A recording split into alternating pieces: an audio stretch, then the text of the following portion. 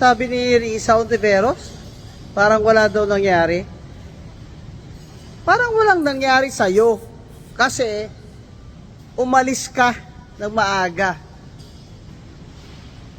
Maraming nangyari. O baka hindi mo narinig yung putukan, hindi mo narinig na umiiyak yung mga babae doon, sumisigaw sa takot. Parang walang nangyari.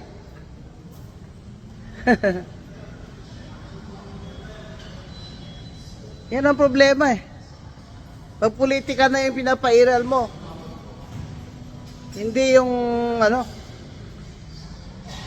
dapat may simpatya ka sa kapwa mo senador sa tagal ng pagsasama nyo dyan. Ako? Kahit mag-disagree tayo dyan, pag may nangyari sa inyo, pagtatanggol ko pa kayo eh. Kayo, manhid kayo.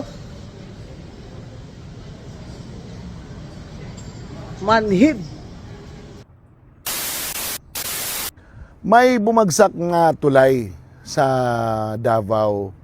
Yung tulay na yun ay gawa ng 2017, no? At ang balita doon, yung barangay kapitan ay nag-request ng pondo na lagyan ng slope protection dahil nakikita nila na nagkakaroon na ng scour doon sa base ng poste ng tulay. Pero hindi ito napondohan dahil wala daw pera ang gobyerno. Ngayon, yung bumagsak. Paano ito?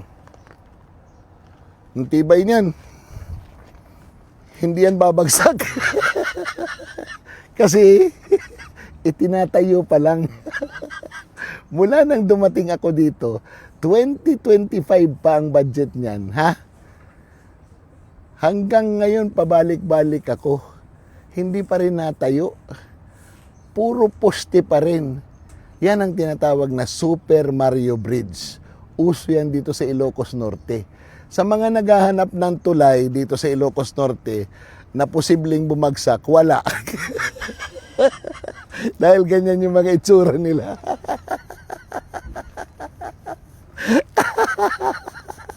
Si Super Mario lang at saka si Luigi ang makakatawid.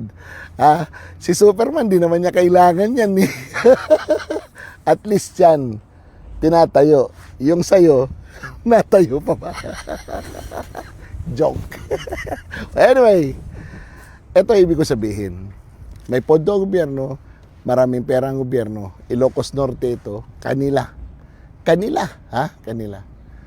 Dito ako sa Dipilat sa kanila ito. Barangay Dipilat ng Ilocos Norte. Pero bakit hindi nila mapondohan? Yung ba ang totoo o napondohan na ito? Hindi lang matapos kasi alam niyo na kung bakit.